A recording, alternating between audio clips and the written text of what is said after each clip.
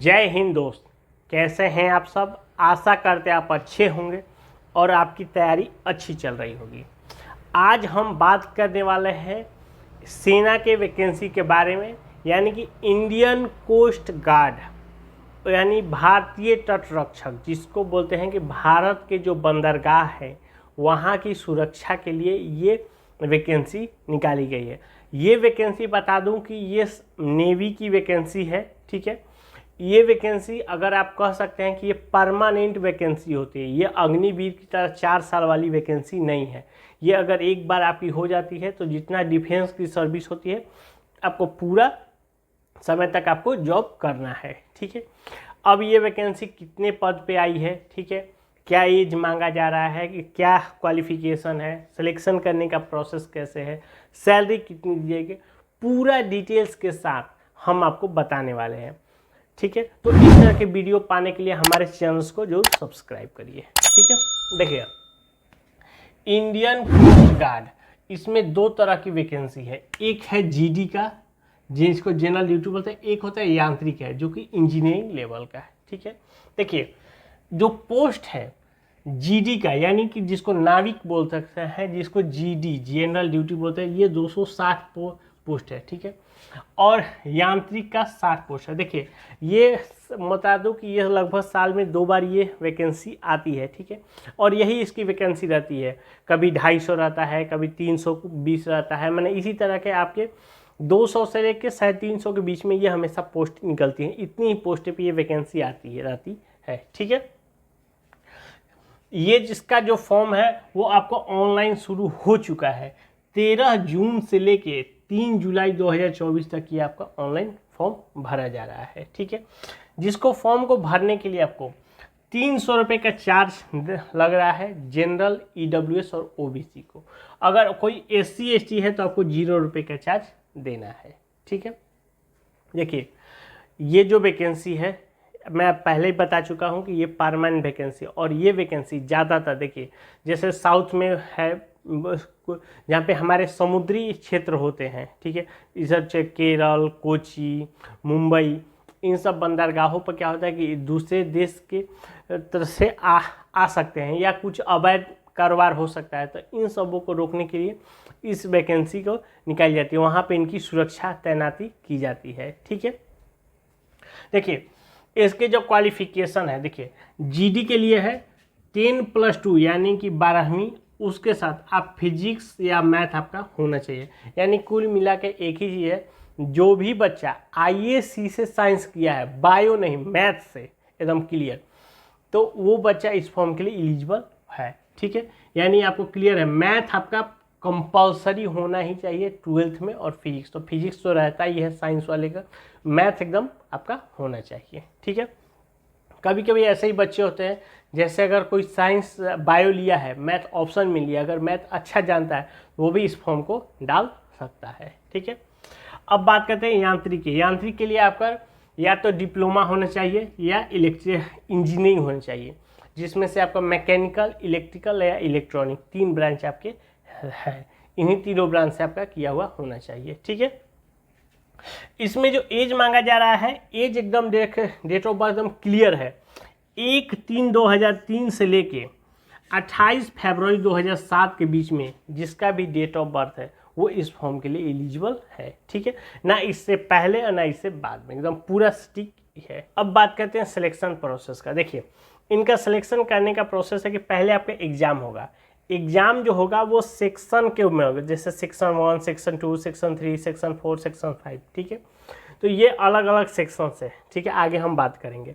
उसके बाद physical fitness test होगा, फिर मेडिकल होगा और डॉक्यूमेंट वेरिफिकेशन होगा, ठीक है।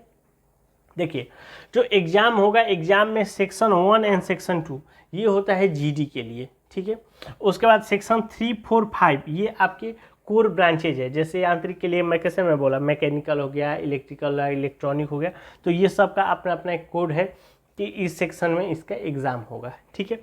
पहले हम जनरली बात करते हैं जो हमारा सेक्शन 1 है जीडी के लिए। देखिए, सेक्शन 1 जो जीडी है उसमें आपके जो क्वेश्चन पूछे जाएंगे वो आपके पहले तो 10th लेवल के होंगे, सेक्शन 1, ठीक है, ये आप ध्यान रखिएगा।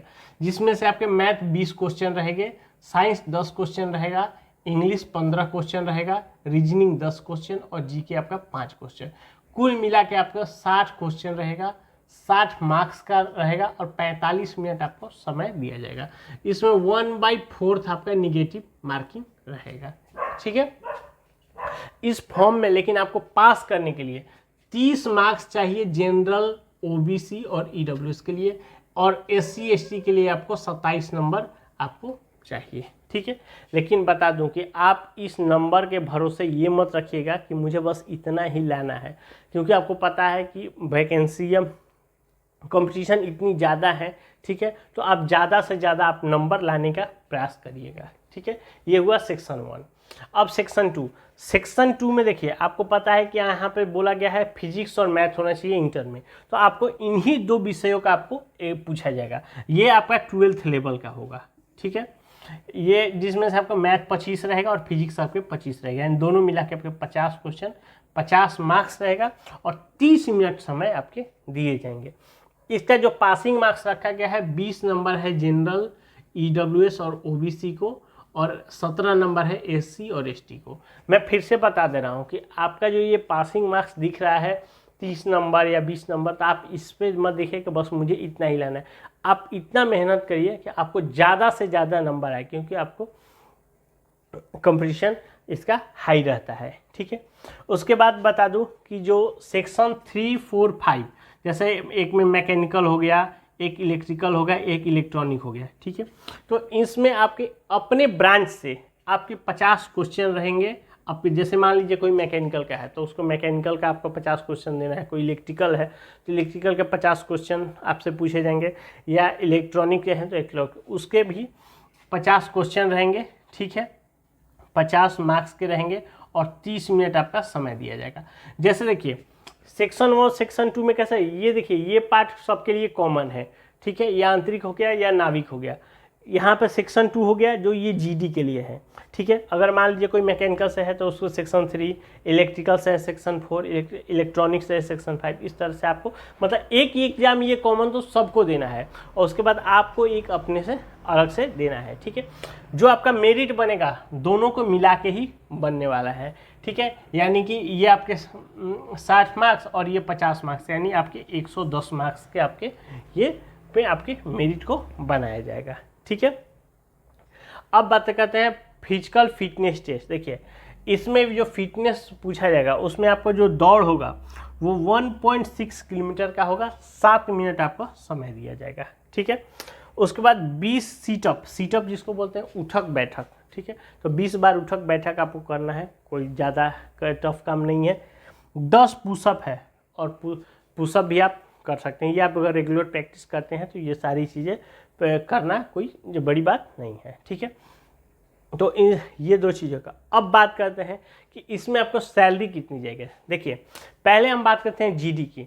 जीडी में अगर हम बात करें तो इन हैंड आपको 25,000 रुपये से आपका शुरुआती होगा, ये आपको शुरुआती सैलरी है। ठीक है, अगर कोई यांत्रिक है तो ये आपके 35,000 के आसपास ये आपकी सैलरी होने वाली। देखिए ये एक इंजीनियरिंग लेवल का है तो आपको ऑब्वियसली बात है थोड़ा सा उसमें आपका ज़्यादा सैलरी होगा ही होगा। ठीक है, तो फिर से मैं बता दूं कि ये फॉर्म भरना शुरू हो चुका है। जो भी लोग 12th से आईएससी किए हुए हैं, ठीक है, अगर वो इस फॉर्म को डालना चाहते हैं तो आप जीडी का फॉर्म डाल सकते हैं। ठीक है, और आप लास्ट डेट तक कतई मत जाइए, अपना उससे पहले आप अपना फॉर्म को फिल कर लीजिए। ठीक है, तो इसके अलावा आपको कोई और जानकारी चाहिए हमें नीचे कमेंट करके जरूर पूछ सकते हैं। वीडियो अच्छा लगे एक लाइक करिए और चैनल को सब्सक्राइब करिए। तब तक के लिए जय हिंद।